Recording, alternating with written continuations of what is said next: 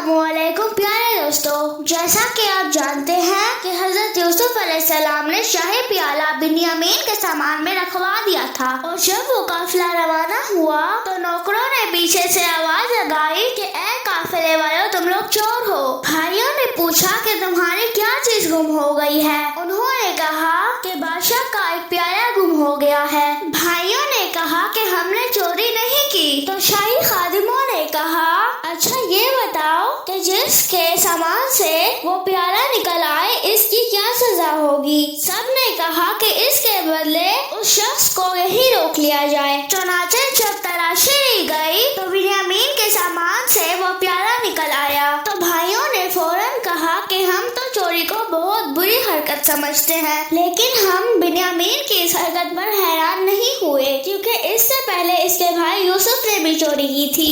ये इल्जाम सुनकर हजरत यूसुफ अलैहिस्सलाम ने सब्र का मुजाहिरा करते हुए दिल में कहा कि तुम जिस चोरी का इल्जाम मुझ पर डाल रहे हो इसे अल्लाह ही बेहतर जानता है। जब बिन्यामीन की गिरफ्तारी का फैसला हो गया तो भाइयों को ये ख्याल आया कि हम अपने वालिद को क्या मुंह दिखाएंगे। इन्होंने हजरत यूसुफ अलैहिस्सलाम से दरख्वास्त की कि इनके वालिद बहुत ही बूढ़े हैं, वो इनसे बहुत मोहब्बत करते हैं और इनकी जुदाई बर्दाश्त नहीं कर सकते, इसलिए आप हम में से जिसे चाहें अपने पास रख लें पर इसे छोड़ दें। हजरत यूसुफ अलैहिस्सलाम ने फरमाया कि इनकी गिरफ्तारी तुम्हारे फैसले के मुताबिक हुई है। अगर मैं असल मुजरिम को छोड़कर किसी बेगुनाह को गिरफ्तार कर लूं तो ये बहुत बड़ा जुल्म होगा और मैं ऐसे जुल्म से अल्लाह ताला की पनाह मांगता हूँ। आपके भाई बिन्यामीन की रिहाई से नाउम्मीद होकर आपस में मशवरा करने लगे कि अब क्या करें। बड़े भाई ने कहा कि हम इससे पहले यूसुफ को भी अपने वालिद की नजरों से ओझल कर चुके हैं, लिहाजा मैं यहाँ से नहीं जाऊँगा जब तक वालिद राजी ना हो जाए, या मैं बिन्यामीन को अपने साथ ले जाने में कामयाब हो जाऊँ या मुझे मौत आ जाए। फिर भाई मिस्र से चल पड़े और वालिद मोहतरम के पास जाकर तमाम सूरत हाल बयान की। इस पर हजरत याकूब अलैहिस्सलाम का पुराना गम ताजा हो गया। इस पर हजरत याकूब अलैहिस्सलाम ने फरमाया कि अब सब्र करना ही बेहतर है और आपने अपना मुंह फेर लिया और गम की वजह से आपकी आंखें बेनूर हो गईं और आप बहुत गमगीन रहने लगे।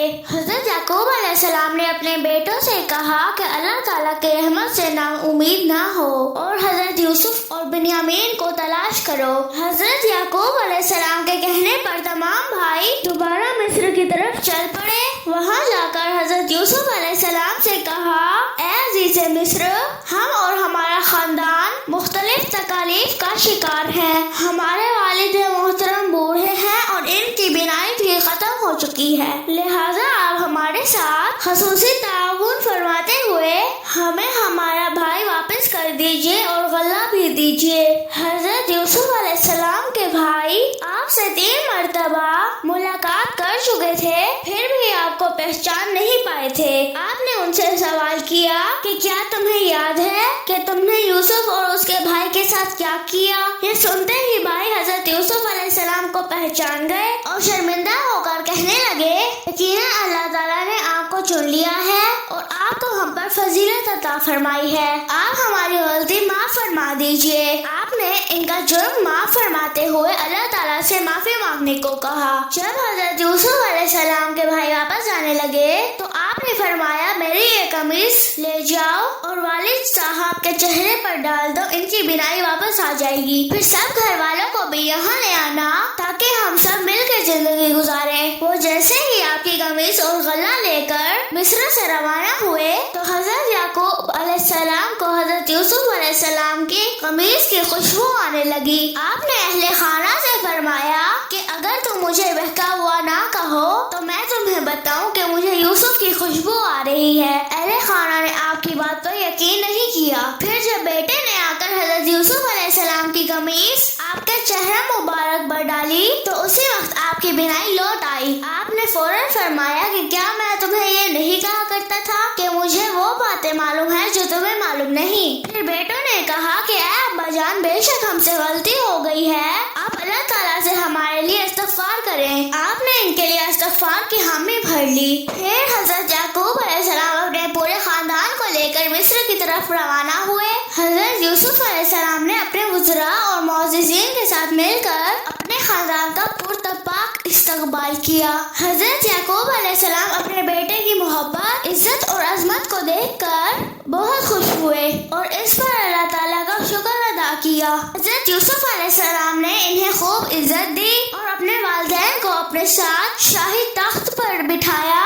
آپ کے والدین اور 11 بھائی آپ کے سامنے تعظیماً سجدہ میں گر گئے۔ پہلی امتوں میں تعظیماً سجدہ جائز تھا، لیکن ہماری امت میں یہ حرام ہے۔ جیسے ہی حضرت یوسف نے ماں باپ اور 11 بھائیوں کو سجدے کی حالت میں دیکھا تو فوراً کہا کہ اے ابا جان، یہ میرے اسی خواب کی تعبیر ہے جو میں نے بچپن میں دیکھا تھا۔ اللہ تعالیٰ نے مجھ پر بہت بڑا انعام فرمایا ہے، جس پر میں اللہ تعالیٰ کا بہت زیادہ شکر گزار ہوں۔ حضرت یوسف علیہ السلام نے 110 سال کی عمر میں وفات پائی۔ تو پیارے دوستو، یہ تھا حضرت یوسف علیہ السلام کا دلچسپ واقعہ۔